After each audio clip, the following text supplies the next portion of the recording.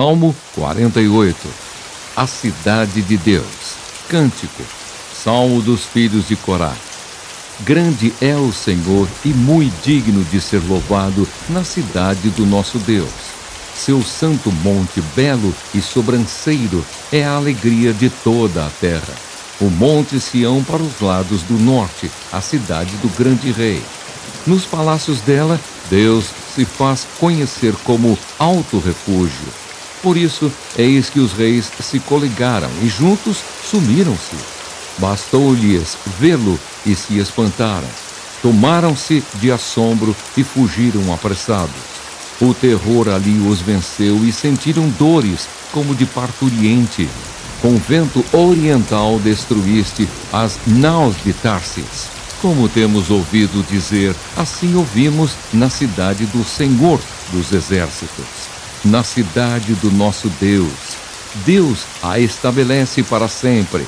Pensamos, ó Deus, na tua misericórdia, no meio do teu templo. Como o teu nome, ó Deus, assim o teu louvor se estende até aos confins da terra. A tua destra está cheia de justiça. Alegre-se o monte Sião, exultem as filhas de Judá por causa dos teus juízos. Percorrei a Sião, rodeai-a toda, contai-lhe as torres. Notai bem os seus baluartes, observai os seus palácios, para narrardes às gerações vindouras que este é Deus, o nosso Deus para todo o sempre. Ele será nosso guia até a morte. Salmo 49. A vaidade do homem. Ao mestre de canto. Salmo dos filhos de Corá. Povos todos, escutai isto. Dai ouvidos, moradores todos da terra, tanto plebeus como os de fina estirpe, todos juntamente, ricos e pobres. Os meus lábios falarão sabedoria, e o meu coração terá pensamentos judiciosos. Inclinarei os ouvidos a uma parábola, decifrarei o meu enigma ao som da harpa. Por que hei de eu temer nos dias da tribulação, quando me salteia a iniquidade dos que me perseguem, dos que confiam nos seus bens e na sua muita riqueza se gloriam? Ao irmão, verdadeiramente, ninguém o pode remir, nem pagar por ele a Deus o seu resgate, pois a redenção da alma deles é caríssima, e cessará a tentativa para sempre, para que continue a viver perpetuamente e não veja a cova.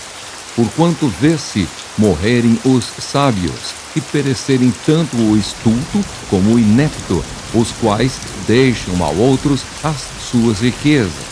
O seu pensamento íntimo é que as suas casas serão perpétuas e as suas moradas para todas as gerações. Chegam a dar seu próprio nome às suas terras.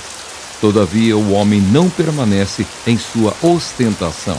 É antes como os animais que perecem. Tal proceder é estultícia deles. Assim mesmo, os seus seguidores aplaudem o que eles dizem. Como ovelhas são postos na sepultura, a morte é o seu pastor. Eles descem diretamente para a cova, onde a sua formosura se consome. A sepultura é o lugar em que habitam. Mas Deus remirá a minha alma do poder da morte, pois ele me tomará para si. Não temas, quando alguém se enriquecer, quando avultar a glória de sua casa, pois em morrendo nada levará consigo, a sua glória não o acompanhará. Ainda que durante a vida ele se tenha lisonjeado, e ainda que o louvem quando faz o bem a si mesmo, irá ter com a geração de seus pais, os quais já não verão a luz. O homem revestido de honrarias, mas sem entendimento, é antes como os animais que perecem. Salmo 50. A essência do culto a Deus.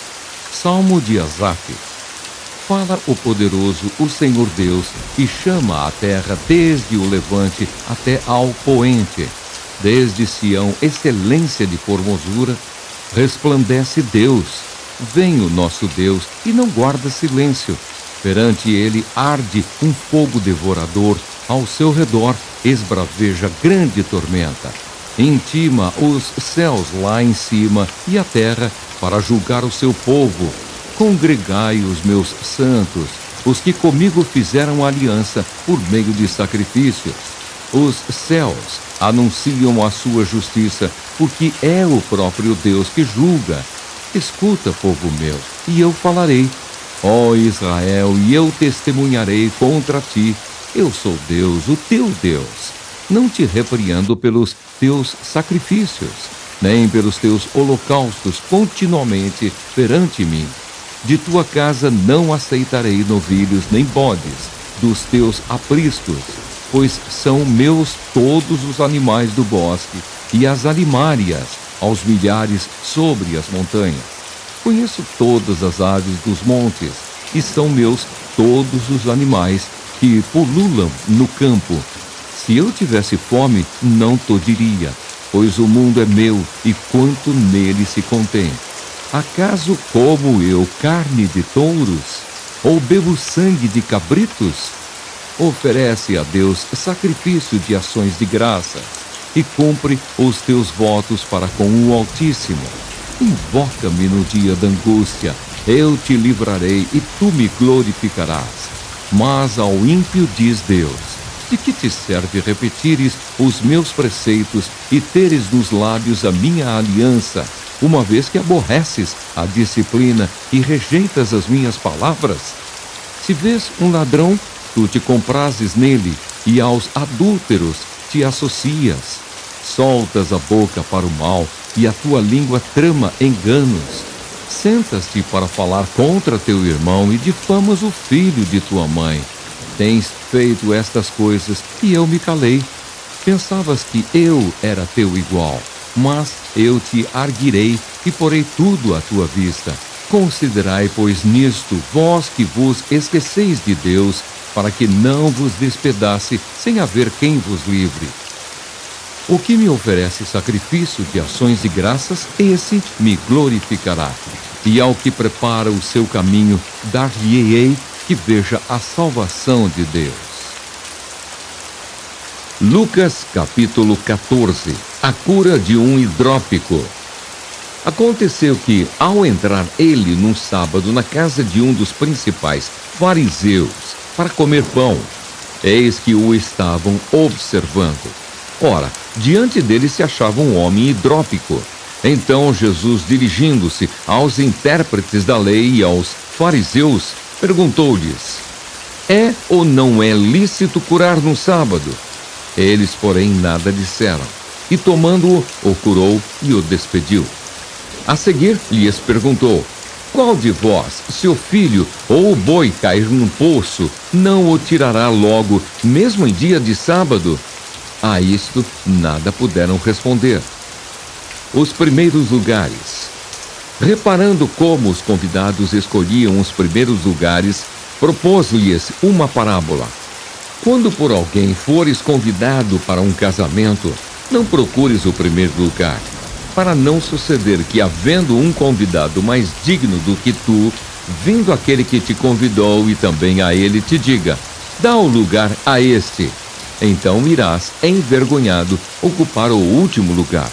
Pelo contrário, quando fores convidado, vai tomar o último lugar, para que quando vier o que te convidou te diga: amigo, senta-te mais para cima. Ser-te-á isto uma honra diante de todos os mais convivas.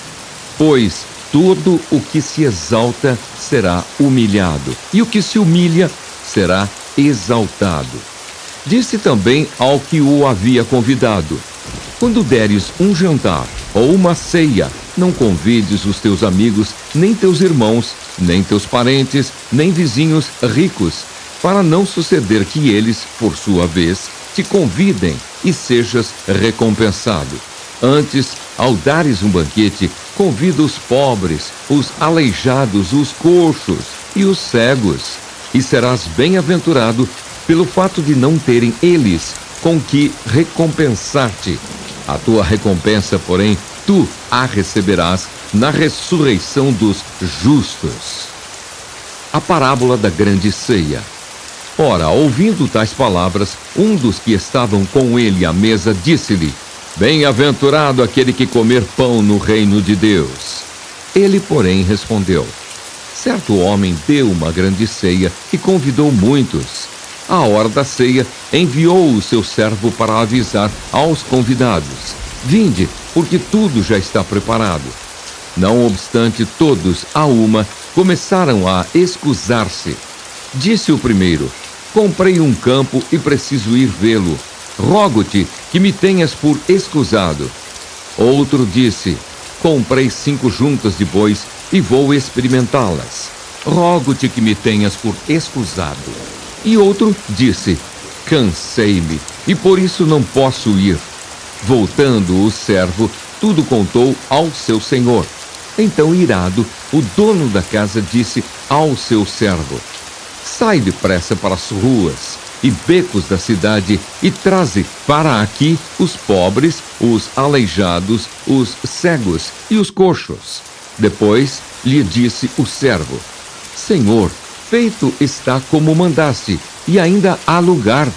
Respondeu-lhe o Senhor: Sai pelos caminhos e atalhos e obriga a todos a entrar, para que fique cheia a minha casa. Porque vos declaro que nenhum daqueles homens que foram convidados provará a minha ceia. O serviço de Cristo exige abnegação. Grandes multidões o acompanhavam e ele, voltando-se, lhes disse: Se alguém vem a mim e não aborrece a seu pai, e mãe, e mulher, e filhos, e irmãos, e irmãs, e ainda a sua própria vida, não pode ser meu discípulo.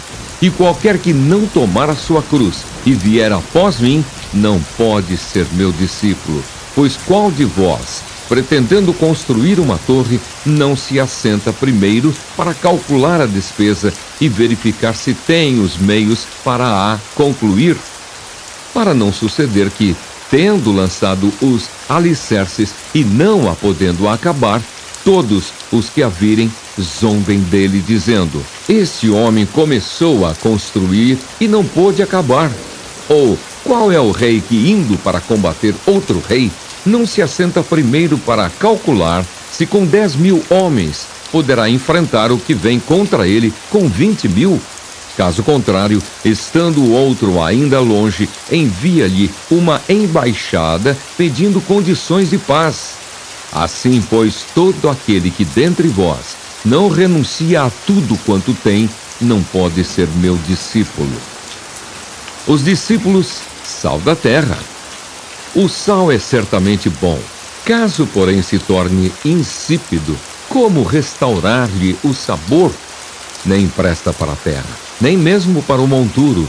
Lançam-no fora. Quem tem ouvidos para ouvir, ouça.